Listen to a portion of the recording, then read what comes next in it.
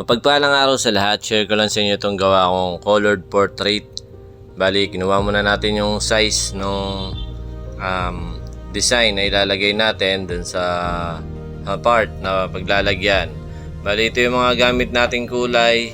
Ito yung ilan sa mga kulay na ginagamit natin pag gumagawa tayo ng colored portrait. Sa mga nagtatanong dyan, ito po yung mga kulay na ginagamit natin. Hindi ko na po kinukuha yung mga talagang pangalan na nakasulat dun sa label ng ink. Bali, tinitignan ko na lang talaga kung ano yung pinakakulay niya. Halimbawa, brown, pero sa label may iba yung pangalan niya.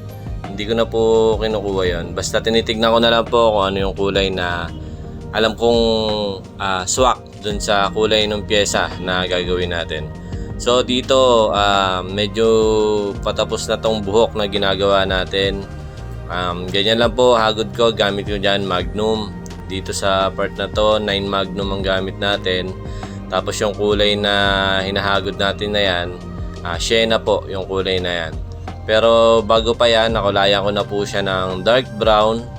Tapos yung ibang part niyang buhok na yan, ginamitan ko rin ng medium wash. Tapos nagmix din ako ng sienna at saka ng dark brown dyan sa part na yan. Kasi minsan kailangan talaga natin magmix ng mga kulay na ginagamit natin para malaro natin yung pinaka kulay na ginagaya natin. Minsan nandun lang din yung sagot sa mga katanungan natin dun sa mga kulay na naka-ready natin.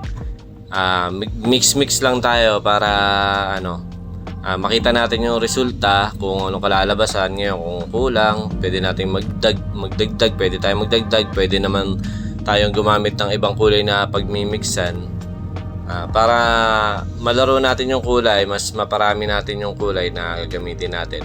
So eto, nag-highlights na ako sa part na to kasi hindi ko na babalikan mamaya itong parte na to, kaya tinatapos ko na kasi yung position ko dito sa part na to medyo nahihirapan ako.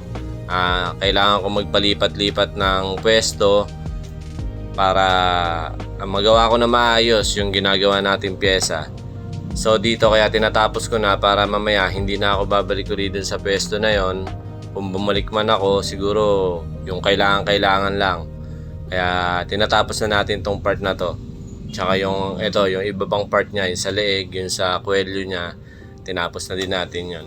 Dito naman sa part na to, 3RL lang po gamit ko. Solid black. Kung minsan dark brown, minsan brown, depende sa ginagaya natin, kung ano yung nakikita nating kulay, kung ano yung nababasa natin dun sa pinaka-design, yun po yung susundin natin. Kung wala naman tayong available na mga kulay na kailangan, subukan natin gumamit ng iba, pero basta hindi nalalayo doon sa kulay ng ginagaya natin. So yan, kinukuha ko muna yung mga shape nya. Gamit ko 3RL, shape ng mata, ng bibig, ng ilong.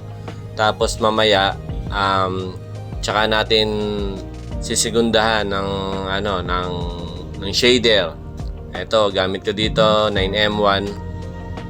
Tapos yung sulok nung pinaka bibig nya, ginamitan ko naman siya ng dark brown. Kasi yun yung nakikita kong kulay na nandun sa ginagaya ko. So kung wala kayong ganyang kulay, pwede kayong gumamit ng red, tapos isasawsaw nyo sa wash, sa medium wash, para maging parang dark maroon naman yung, parang ganon, parang magiging maroon yung kulay niya. So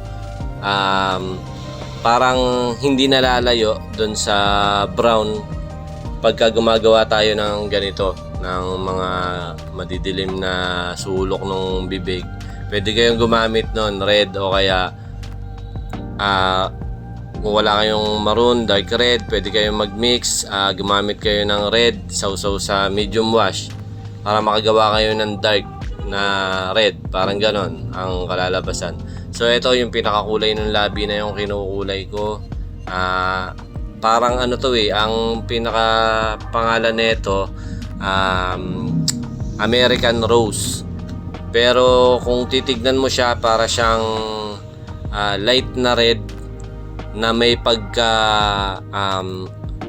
pink na red, parang ganon. Kung pagmimixin mo yung pink at saka yung red, para siyang matingkad na pink na para naman siyang medyo matabang na red. Yun ang kulay niya, pero makintab yung kulay na yun. So dito brown gamit ko dito sa gilid ng pisngi niya. Brown lang po ang gamit ko dyan. Tapos sa mukha ang gamit ko kasi pinaka pang shading ko dyan, round magnum 15RM, para hindi ko masyadong ma-dark ka agad o para hindi matigas yung pasok ng tinta. Round magnum ang ginagamit ko sa pinakakabuuan ng mukha. Yung sa pisngi, yung sa noo, yung sa baba niya, yan, round magnum, pwedeng 15 RM o 9RM, 13, 11, kung ano yung available nyo o kung ano yung mas komportable kayong size na gamitin, yun yung gamitin nyo. So dito nag-blending na rin ako dito. Kung kanina brown gamit ko, dito naman nag-mix ako ng sienna at saka ng brown. Tapos mamaya magmi-mix ulit ako dyan ng medium skin tone. Isasawsaw ko sa sienna, tapos sasawsaw ko rin sa brown. Yun lang, palabo ng palabo. Yun lang yung ginagawa ko na blending. So ito medium skin tone at saka sienna na lang po yung minix ko dito. Hanggang palabo lang ng palabo o palight lang ng palight. Tapos gagamit tayo dyan ng light skin tone sa pinaka parang dulo niyang hinahagod natin sa pisngi na yan. Ganun lang po pagka gumagawa po ako ng portrait, ganun lang yung technique na ginagawa ko. Pero yung kulay hindi naman po pare-pareho kasi minsan ang gamit ko naman flesh tone, meron tayong caramel. Iba-iba po, basta kung ano po yung itsura o yung kulay nung nandun sa ginagaya natin na portrait. Mas maganda po kung meron tayong available na mga tinta na pang portrait. Kung wala naman ng lahat ng kulay na kailangan, pwede tayo mag-mix o kaya gumawa tayo ng ibang kulay na alam natin na pwede nating gamitin na hindi naman siya lalayo dun sa kulay na ginagaya natin. Kasi mahirap po pagka ibang kulay yung gagamitin natin tapos medyo malayo dun sa kinakopya natin. Hindi natin magagawa ng maayos yung pyesa natin. Medyo lalayo yung itsura. So ito, kanina naglinya tayo ng 3RL. Ito, pinapatay na natin siya ng magnum, yung kaninang solid line na ikinulay na hinagod natin. Kasi pag liner ang gamit natin sa ganitong part, talagang nasa solid siya tignan, hindi man solid sa pagkakagawa natin, parang solid pa rin siya tignan. Kaya kailangan nating haguran din ng shader para mapalambot natin yung itsura ng mata. Ganun din sa labi o sa ilong. Basta subukan nating dayain ng shader yung pagkakagawa natin sa mga importanteng part kagaya nga nitong mata.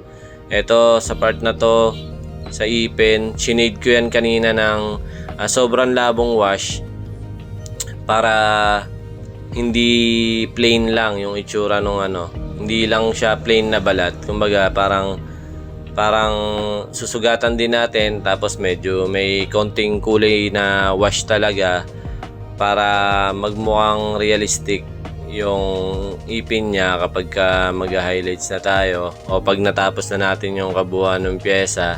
Kasi pangit kasi pagka plain lang na na balat yung sa part ng ipin. Ganun din sa mata, yung pinakaputi ng mata. Kailangan din nating i-shade ng wash o kaya ng gray.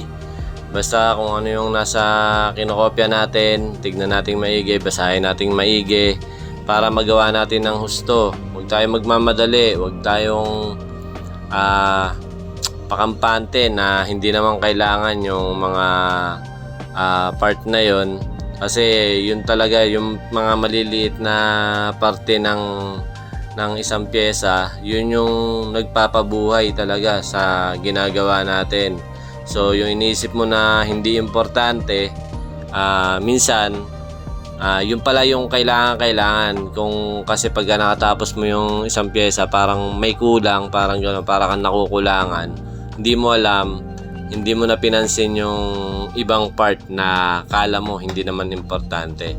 Siguro kung babasahin mo naman maigi yung pyesa na ginagawa mo, malalaman mo kung importante ba talaga yung pinaka part na yon na iniiwan mo minsan. Kaya mas mabuti basahin muna natin ng maigi yung pyesa na ginagawa natin. Ngayon kung alam naman natin na talagang hindi naman importante yung ibang part na yon, okay lang din siguro na lagpasan natin o iwanan na natin o wag na nating isama sa kabuuan ng pyesa, basta hindi mahalata na may kulang. Kasi minsan yun nga, para tayo nakukulangan, yung pala importante yung maliit na part na yon na iniwan natin. So dito halos patapos na ako.